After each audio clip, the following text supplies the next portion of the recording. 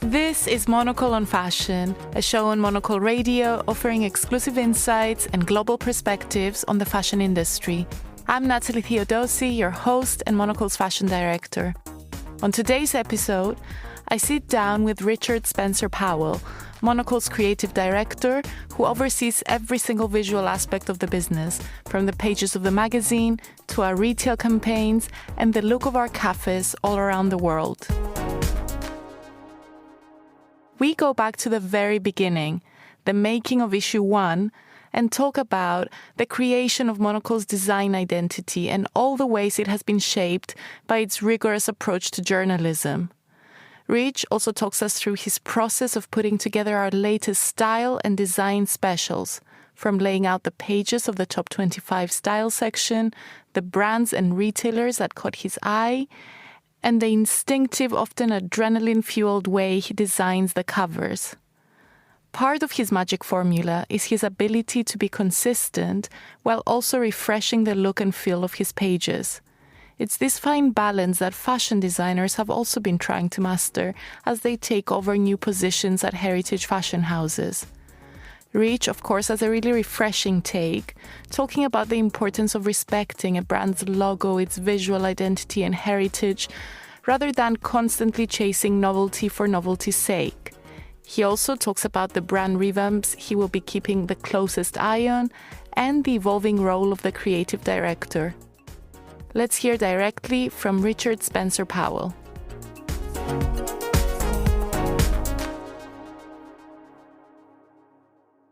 Let's just start by talking about a little bit about your role, because design touches every aspect of the business. So for anyone who doesn't know, Rich, what do you do? Well, my role is creative director, which I've held since the Issue 1 and prior to that in the build-up to launch. So 180 plus issues in, and that role basically is to be, it's described various ways. These days it's to be a bit of a brand guardian, just to ensure that all streams, strands, products all are aligned, that they look as good as they can. It's running the team, it's, steering the photographic style along with the photo team and photo director Matt Beeman. It's having an influence on colour, paper, finishing, illustration. Anything that has the M mark kind of goes across my desk. So it's from retails, product design, all print material, radio tiles, film titles, signage in the building. Yeah, lots and lots of areas. And I think, the role of a creative director should have just an oversight on all things visual. So depending on where you are, which company you work for, it can mean different things. I think if you're, not to be snooty about it, but say you're the creative director of GQ or an edition of GQ, you are probably mainly focused on that print product and possibly the digital output, because I don't believe, GQ has a cafe, for example. So as we have lots of elements, that role is quite a big role. And I think one interesting thing that you do have, you touch on all these different aspects, is the consistency that then kind of happens across everything. And tell me about the value of consistency versus also experimenting and being creative, and how you strike this very fine balance. Well, at the end of what you said there, that's key. It's about balance. Often you'll hear, on the editorial floor at least, Andrew or Tyler asking, what are we doing that's new? Where's the newness? And we see newness as a commodity to excite and entertain and keep our readers interested. Because if it becomes too staid, then you worry readers turn off, they feel that they've had enough, and then they, look elsewhere for, inspiration. But of course, you have to do newness with loyalty in mind, and we are a brand, and we, consistency aids recognition, and I think it builds strength. If you keep changing, it just becomes a little schizophrenic. And I know we'll get onto the subject of fashion, I'm sure, but I think one of the problems that fashion has to do is it has to reinvent itself continuously, season in, season out, and it's that constant reinvention that sometimes I think can cause problems. So you're right, you absolutely have to balance it. You have to you have to re-engage, entice, but remember your core values, remember your audience, and remember what you set out to do in the first place.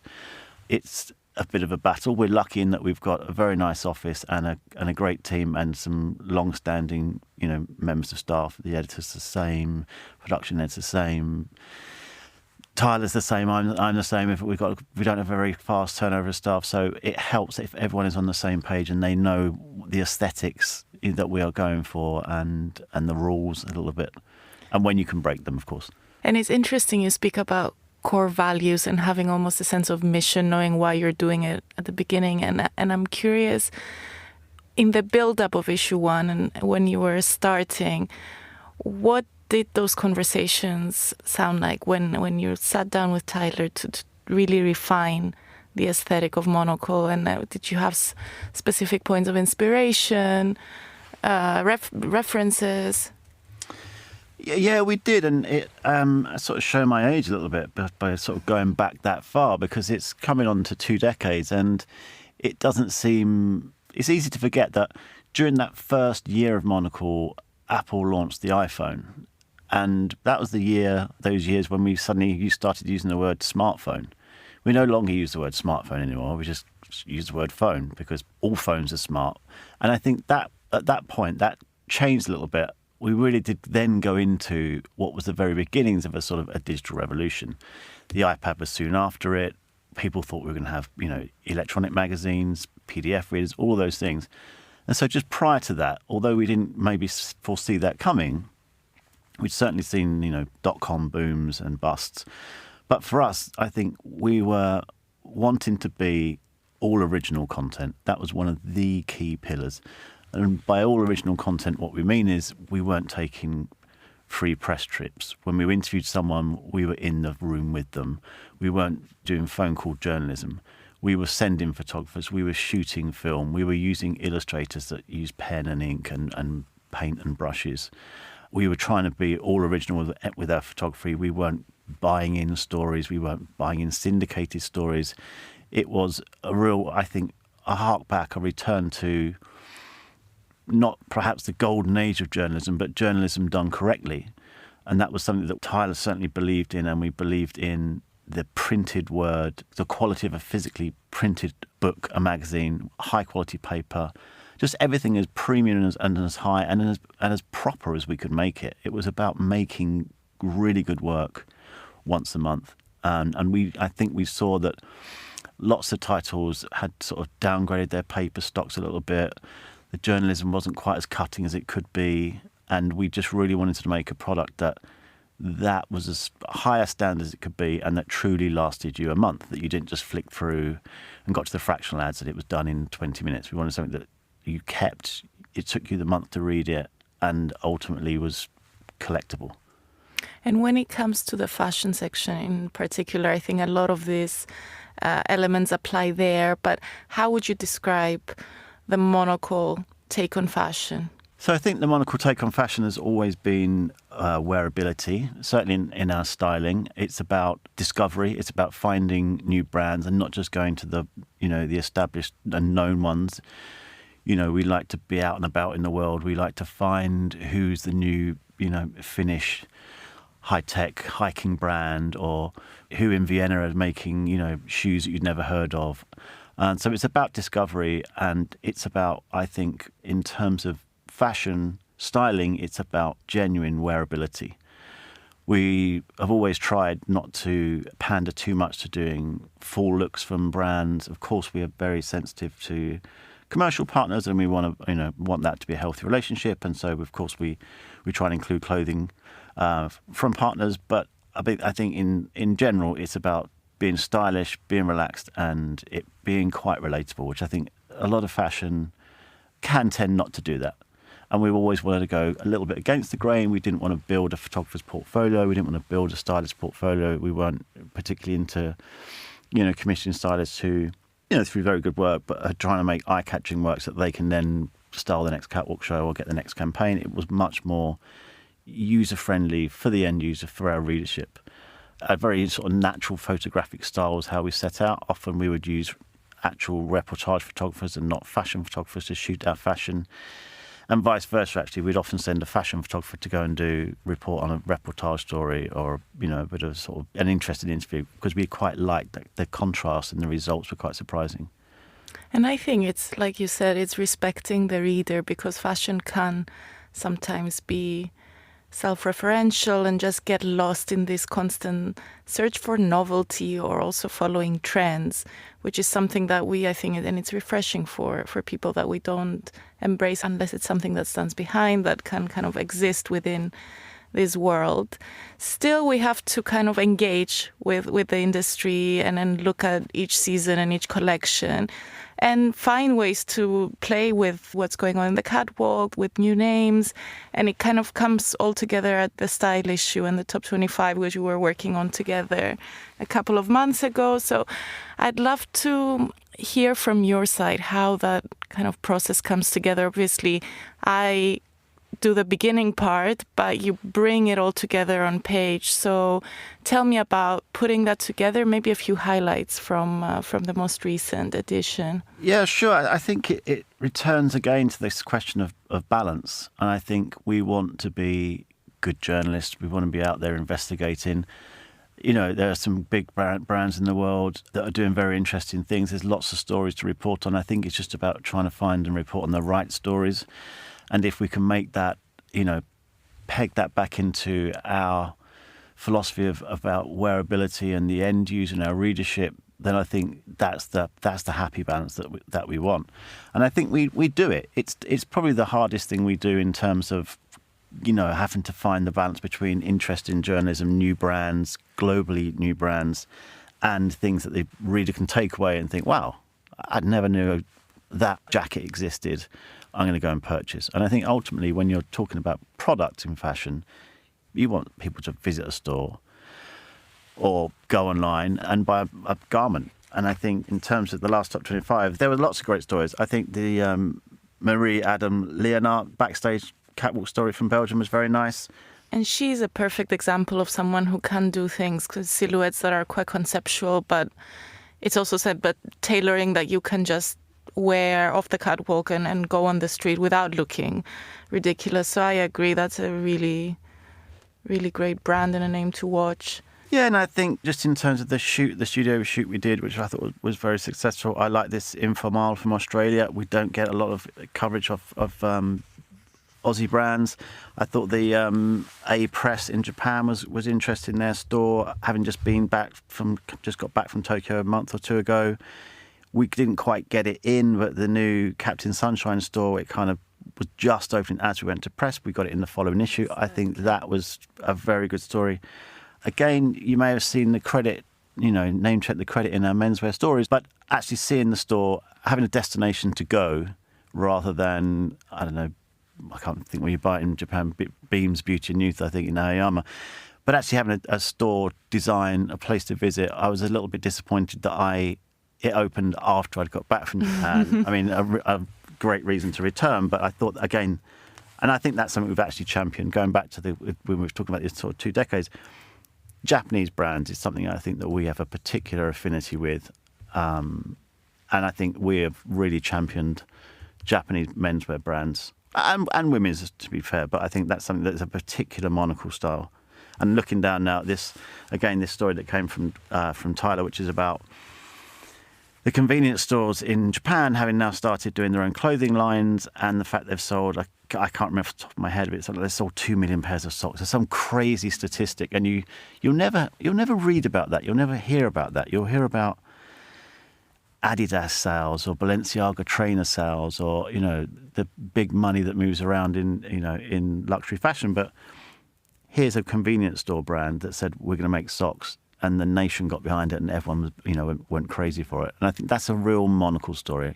Absolutely. And it's interesting also to see that the world does seem to be catching up with Japan a little bit. If you see the rise of brands like a Press that you were just mentioning, or Orally, I think the customer might be a little bit sick of the hype in some ways, and appreciating product a lot more, and also realizing that there is a lot of creativity and excitement, even when you're not doing something over the top and changing it every 6 months, right? Yeah, and I think we spoke earlier about, fashion and reinvention. I think lots of people who have an interest in fashion or how they dress, they are looking for a little bit of an edge. They're always looking for a little advantage of, I've got these particular trainers that you can only get in this store, these limited edition. I mean, limited edition, a brand times another brand, guest designers doing collections for other brands. It's these things that I think that the sort of fashionistas go a bit crazy for. And I think Japan has championed that more than anyone. And when I was there recently, it is now, I don't know if this is a phrase, but sort of fashion tourism, I think that is the destination. And you see people going there. They may be stylists, they may be, buyers, but it is definitely being marketed in store to people that are tourists. So you will get clothing pegs that are color coded so that they say you can only get this Vans t-shirt while you're here, kind of thing. Because yes, lots of multi-brand online stores have done, you can get a Porter bag, you might be able to get a Beams Plus, gingham shirt, but there's a lot you can't get. And I think all the sort of collaboration work that we see and limited edition, it's all come as, I suspect, has come out of Japan and just people wanting to have that little exclusive, no one else has got this. When I go to an event, no one's got my Rier times Monocle, gilet. Yeah, exactly. I think I was having a similar conversation with Tyler and he called it the pilgrimage. Like you have to make your way to this store, to a specific location. Sometimes the harder to get there, the better. And you buy something that has a story. Yeah, absolutely. And I think, certain parts of getting, dressed up, it's about having a sense of occasion. And what's better than knowing you're going to walk into the room and you're pretty much going to be the only person there with that a kind of guy's collaboration. We all enjoy that, or people that enjoy buying clothing and dressing. I think, yeah, it's fun. The question that I always get and I can't answer about your work is, how do you put the cover together, make those final selections, especially because you work so differently to other publications where it's all about the cover and it's planned months in advance, while I think the way that you do it is sort of towards the end of the process, you pick your highlights and put it all together right before we go to print sometimes. So tell me about that and the beauty or the challenge of that process. The challenge is the newness challenge. It's about doing something new, staying the same but doing something different. That, I think, is the challenge for any cover. You want to be recognisable. You want to stay true to form, but you want to be new and stand out and surprise when you're on newsstand. Now, because Monocle is a multi-topic magazine in a way that a fashion title isn't, a fashion title is going to put a fashion image on the front cover every single time, usually a single image. A men's title will put a man on the cover, usually a celebrity, pretty much every single time. They kind of know what they're doing. It's not that we don't know what we're doing. It's just we can say many things on any one issue. It could be about quality of life. It can be about design and style, as we've just spoken about. It could be the start of the year and we want to say something about, let's live a little bit differently. Let's live more gently. So there's a theme that can always change. So in actual fact, we do try and plan. We do try and kind of think at the start of the month when we're having a flat plan meeting, or even 2 months prior, we say, okay, this month we think we're going to do something on design. So next month we've got to do something different. We need to do something about, well, maybe it's culture, maybe it's quality of life, and maybe it's a bit of a curveball that we didn't see. Sometimes a shoot can come in and we're just like, oh, wow, that's amazing. Who knew that? There can be a surprise. And then things can not work out. Things you think are going to be really good. Actually, the weather wasn't quite right, or now you see it, it didn't quite pan out as it did in your imagination. And so then we have to be a little bit more reactive. And that's when it gets to press week and it's like, oh, okay, what are we doing? And it's a little bit, ideas start going around, usually via email between me and Tyler, having consulted Andrew. Often there's one or two in the race, then one drops out. And then, sometimes when we're doing a composite cover, for example, it gets rejected. Then it gets tweaked and it's still a no. And then you just somehow, you get a little spark, you tweak it again. And then say, oh yeah, that's the one. And often I think with covers is if someone in the office sees it on the printer or they see it on your screen and they react and they're quite surprised and they say, oh, Rich, I really like that. Then you've kind of you're onto a winner. So I think office reaction is sometimes a good barometer as to whether you think this has got some presence on newsstand. And it's a little bit of, I don't know, nuanced magic in there as well somehow that I can't, I wish I could turn on and off. It's incredible. And I'm always interested on your take on this. Given all the changes that we are seeing right now, what are the brands that you have your eye on or that you're most interested in seeing how they're going to develop? I think the one I'm most interested in is Dior, because I was a big fan of Loewe and Jonathan Anderson's work there. And not specifically in the clothing that I would wear or choose to wear. It was more in the overall visual approach, which I just thought was extremely cool. Their casting, their store concepts, the interiors. I think the women's accessories are amazing. They've worked a lot with Paris. Their in-store magazine was great. The candle and fragrance line were really interesting designs. And just, to me, cutting edge, proper, not over the top, not overdone, but excellent creative work. So I wonder what he'll take to Dior, which I see as a slightly more monochromatic brand. To me, it's very black and white. Maybe not so much so black and white as something like YSL, but it doesn't seem as colourful as what Loewe has been. So I'll be interested to see if he's going to bring that with him and what will happen then to Dior. And then what will happen at Loewe? Will its creativity dip? Will still want to work there? Will the new creative duo want them to be working on it? And I know from some insider knowledge that I know art directors are swapping places as well. It's not just the creative leads. So I wonder what will happen. And in light of what's been going on in the last sort of 5-6 years, I'm not a fan of when the new lead creative comes in and changes logos, because I think all it does is it creates confusion. And I said right at the very beginning of this conversation about, I think consistency makes a brand strong. And if you're inconsistent, it just doesn't look good for one. I don't know what it says about the heritage. If it's just trend, if it's just let's get rid of all serifs because we want to be sans serif and cool and modern now. If everyone does it, then you're just like everyone else. There's no individuality. And we've seen it in car companies, this sort of 3Ding of car badges. And to me, I think it's a mistake. And I think what you should is have the constraint of your typeface, your pattern, your colour and your logo. And they don't change. And you have to be creative within that. And a good example, I think, is Prada, who haven't really changed their colour or their logo. A good example of an ad that Fabian Baron did for them, probably 20 years ago. And it was, I think, Daria shot in New York with sort of Greenwich Village buildings in the background. And he got the Prada logo and he turned it 90 degrees and he put it in the gutter of a DPS. And he enlarged it and he cropped it. And you could still tell it was a Prada ad. You could still recognise the logo even though it was cropped.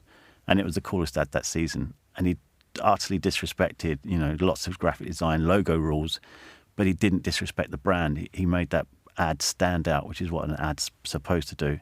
And it was a Prada ad. It was a 100% Prada ad. And I think he did that without suggesting, let's change the logo.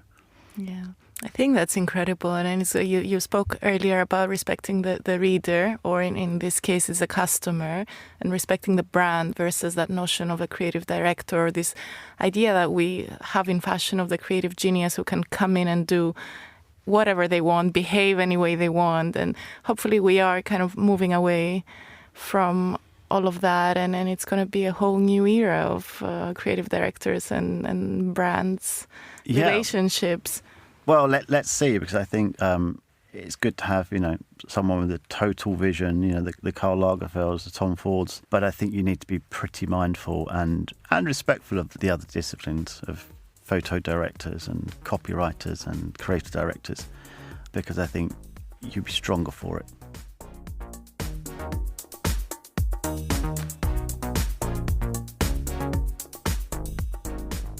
That was Richard Spencer Powell, Monocle's creative director. And that's all for today's show. Make sure you subscribe and stay tuned. We have more big interviews coming from next week.